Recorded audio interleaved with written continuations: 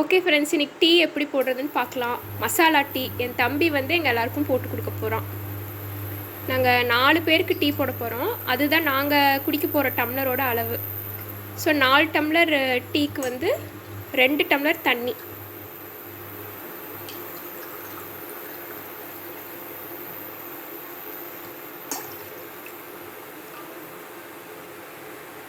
இப்போ வந்து ஏலக்காய் வந்து தட்டி போட்டுக்கலாம்.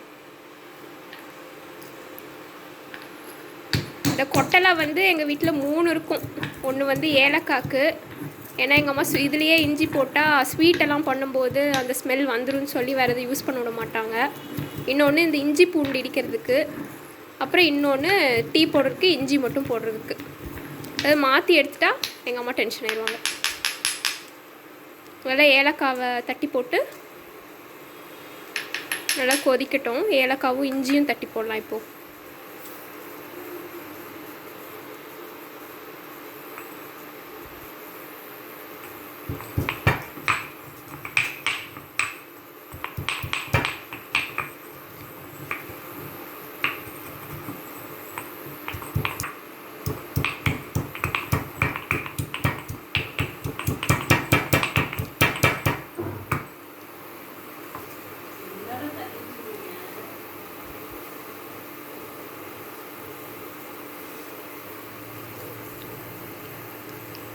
இது போட்டுட்டு ஃப்ளேவர் வந்து நல்லா கொதிக்கணும், கொதித்து இறங்கணும்.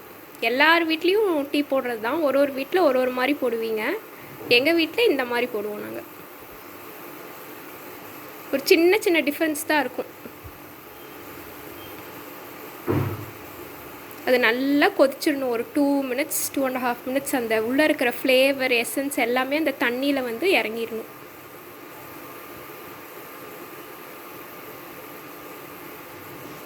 நம்ம அதனால தான் 1 டம்ளர் தண்ணி வந்து எக்ஸ்ட்ரா ஊற்றிருக்கோம். 4 டம்ளர் டீக்கு வந்து 2 டம்ளர் தண்ணியும் 3 டம்ளர் பாலும் ஊற்ற போகிறோம். ஸோ அது சுண்ட சுண்ட சுண்ட சுண்ட 4 டம்ளர் கரெக்டாக வந்துடும்.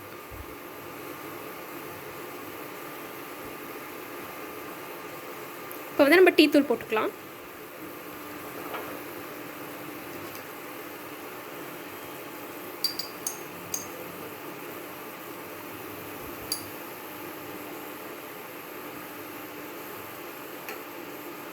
அவங்களுக்கு எவ்வளோ ஸ்ட்ராங்காக வேணுமோ அந்தளவு ஆட் பண்ணிக்கலாம். நாங்கள் 4 டம்ளருக்கு 5 டீஸ்பூன் ஆட் பண்ண போகிறோம். கையோட சுகரும் ஆட் பண்ணிக்கலாம்.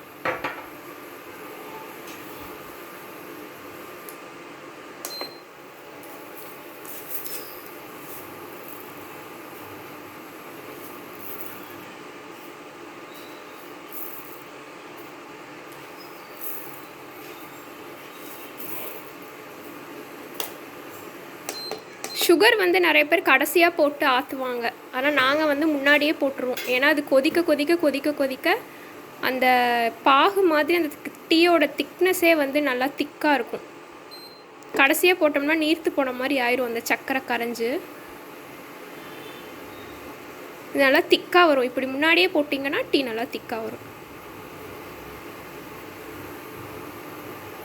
இப்போ நல்லா 2 மினிட்ஸ் நல்லா கொதிச்சிருச்சு டீ தூள் போட்டதுக்கப்புறம். இப்போ நம்ம வந்து பால் ஊற்றிக்கலாம்.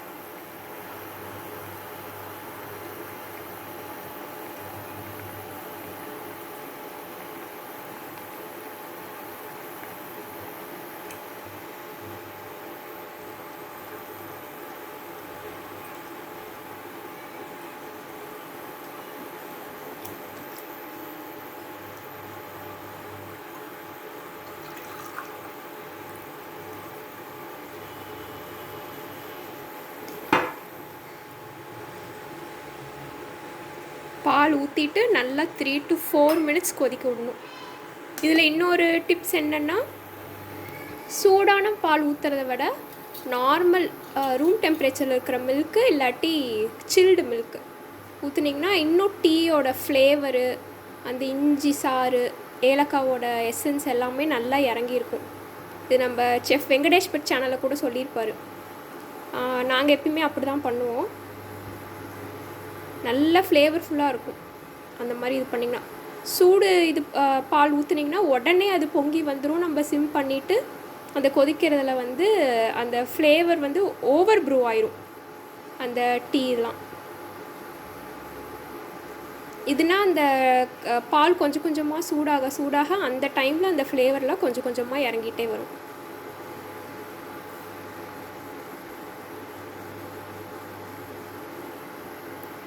மசாலா டீனா நிறைய பேர் பட்டை கிராம்பு அதெல்லாம் சேர்த்துவாங்க. எங்களுக்கு அது பிடிக்காது. இந்த இஞ்சியோட ஃப்ளேவர் டாமினண்ட்டாக இருந்தால் தான் எங்களுக்கு பிடிக்கும். அதனால் இஞ்சியும் ஏலக்காவை மட்டும் போட்டு நாங்கள் இன்றைக்கி டீ வைக்க போகிறோம்.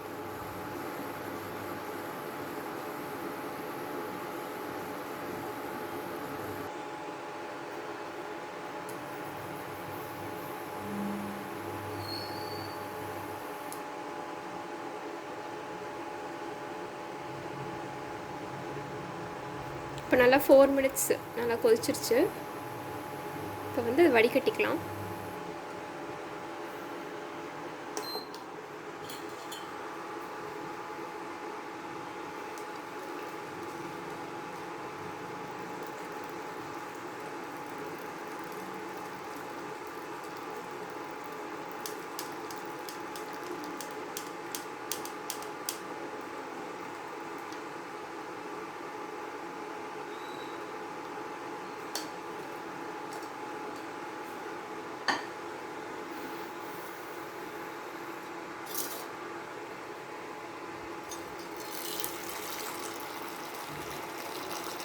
டீ ஆற்றும் போதே உங்களுக்கு அதோட திக்னஸ் தெரியும்.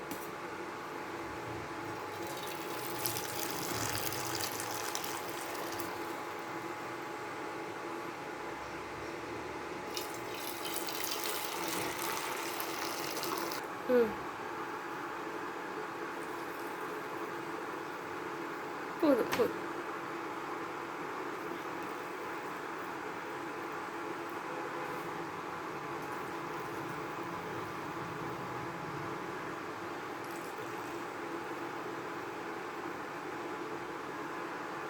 சூப்பர்டா விக்கி.